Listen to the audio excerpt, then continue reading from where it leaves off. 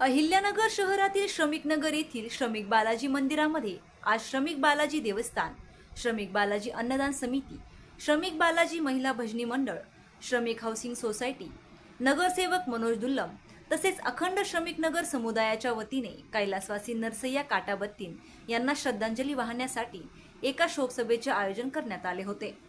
या शोकसभेला नगरसेवक मनोज दुल्लम, देवस्थानचे अध्यक्ष विनोद म्याना, भारतीय जनता पार्टीचे सावेडीचे सरचिटणीस पुष्कर कुलकर्णी, सागर यमुल, विलास संगम, राजू श्रीराम, लक्ष्मीकांत नल्ला महाराज यांच्यासह परिसरातील नागरिक, राजकीय आणि सामाजिक क्षेत्रातील मान्यवर उपस्थित होते। विशेष म्हणजे कैलासवासी नरसय्या काटाबत्तीन यांनी मरणोत्तर देहदान करण्याचा संकल्प केला होता। यावेळी अनेकांनी आवर्जून सांगितले। सकाळी 10 वाजता मंदिराच्या प्रांगणात ही शोकसभा पार पडली। यावेळी उपस्थितांनी कैलासवासी नरसय्या काटाबत्तीन यांच्या प्रतिमेस पुष्पहार अर्पण करून आदरांजली वाहिली आहे। नगरसेवक मनोज दुल्लम यांनी कैलासवासी नरसय्या काटाबत्तीन यांच्या कार्याची आणि त्यांच्या योगदानाची आठवण करून दिली आहे। त्यांनी सांगितले की नरसय्या काटाबत्तीन हे समाजासाठी नेहमीच कटिबद्ध होते आणि त्यांचे मरणोत्तर देहदानाचा संकल्प हे त्यांच्या परोपकारी वृत्तीचे आणि समाजाप्रती असलेल्या बांधिलकीचे उत्तम उदाहरण आहे। त्यांचे हे कार्य अनेकांसाठी प्रेरणादायी राहील। यावेळी अनेक वक्त्यांनी नरसय्या यांच्या आठवणींना उजाळा दिलाय। त्यांच्या सामाजिक कार्याबद्दल, त्यांच्या परोपकारी स्वभावाबद्दल आणि त्यांनी समाजासाठी केलेल्या त्यागाबद्दल अनेकांनी कृतज्ञता व्यक्त केली आहे। त्यांच्या देहदानाच्या संकल्पाबद्दल बोलताना अनेकांनी त्यांच्या दूरदृष्टीचे आणि समाजाला काहीतरी देण्याच्या वृत्तीचे कौतुक केले। या निर्णयामुळे विज्ञान आणि वैद्यकीय क्षेत्राला मदत मिळेल, तसेच इतरांनाही देहदानासाठी प्रेरणा मिळेल, असे मत अनेकांनी व्यक्त केले। शोकसभेच्या शेवटी उपस्थितांनी 2 मिनिटे शांतता पाळून दिवंगत आत्म्यास शांती लाभावी यासाठी प्रार्थना केली आहे। या शोकसभेमुळे श्रमिक नगर परिसरात एक शोकाकुल वातावरण निर्माण झाले होते।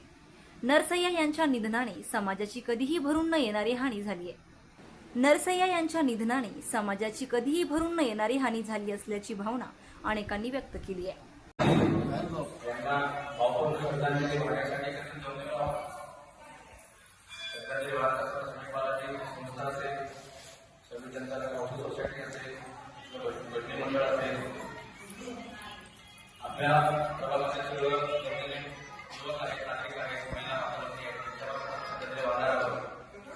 सर्वांना काटाबत्तीन दादांची माहिती आहे, वेगळं सांगण्याची गरज नाही।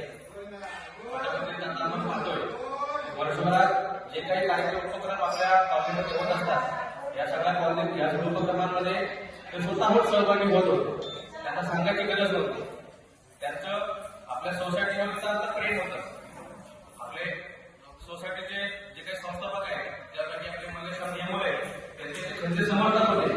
आता आपण पाहतो की आपल्या तिथे आरोग्य केंद्र आहे, त्या आरोग्य केंद्रालाही पालिकेच्या माध्यमातून मल्लेश्वर नियमोल यांचं नाव देण्यात यावं, त्यांच्या नावाने दवाखाना असावा यासाठी त्यांनी खूप आग्रही भूमिका घेतलेली आहे। त्याला प्रभागातील मनोज नगरसेवक आहेत, अन्य नगरसेवक आहेत, आमदार एक आले होते, त्यांनी मागणी केली होती की या आरोग्य केंद्राला त्यांचं नाव देण्यात यावं। वर्षभरात आपल्या बालाजी मंदिराचा जो उत्सव असतो, त्या उत्सवामध्ये ते मोठ्या हेरिटेज सहभागी होत होतं। प्रत्येक कामाच्या सुरुवात स्वतः करत होते, त्यांना सांगायची गरज नव्हती।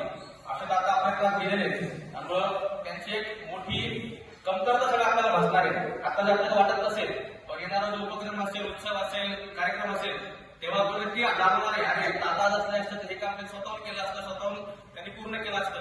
पण आता या निमित्तानं त्यांची जागा आपल्या सगळ्यांना भरून काढायची, त्यामुळे दादा जे काम करत होते त्याहीपेक्षा चांगल्या पद्धतीनं काम आपल्याला पुढच्या काळामध्ये करायला लागेल। योगायोगाने 3-4 महिन्यापूर्वी मला केलेला जाण्यात योग आला। आता गावात नाव आठवत नाही मला, पण त्या काकांची सगळी बहीण तिथे राहत होती, तर त्या बहिणीला सुद्धा भेटण्यात योग। श्रमिक बालाजी अन्नदान सेवा समिती तसेच समस्त बालाजी भक्त तसेच या विभागाचे आपले असणारे लाडके नगरसेवक श्रीमान मनोज दुल्लम, तसेच मंदिराचे अध्यक्ष विनोदजी म्याना यांच्या उपस्थितीमध्ये आपण कैलासवासी हरिभक्तपरायण श्रीमान नरसय्या काटाबत्तीन यांच्या श्रद्धांजलीच्या कार्यक्रमासाठी आपण आपण त्या ठिकाणी उपस्थित झालेलो आहोत आणि या कार्यक्रमाकरता सर्वजण उपस्थित आहेत. मी या ठिकाणी मंदिराचे अध्यक्ष विनोदजी मीना यांना प्रार्थना करतो. मी आपले असणारे विश्व हिंदू परिषदेचे आज आपण इथं काकावरती मामा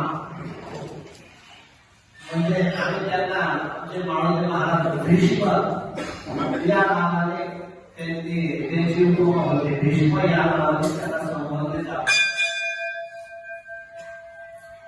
जरी काकावरती मामा राजकीय स्वभावाचे होते तरी प्रेमळ होते, कारण की त्यांनी सांगितलं होतं आपल्या या भव्य आणि दिव्य अशा बाबाजींच्या मंदिरामध्ये आपल्या सवयीचे आणि महाराज तयार झाले पाहिजे. आम्ही काही महाराज नाही, पण ते चांगलं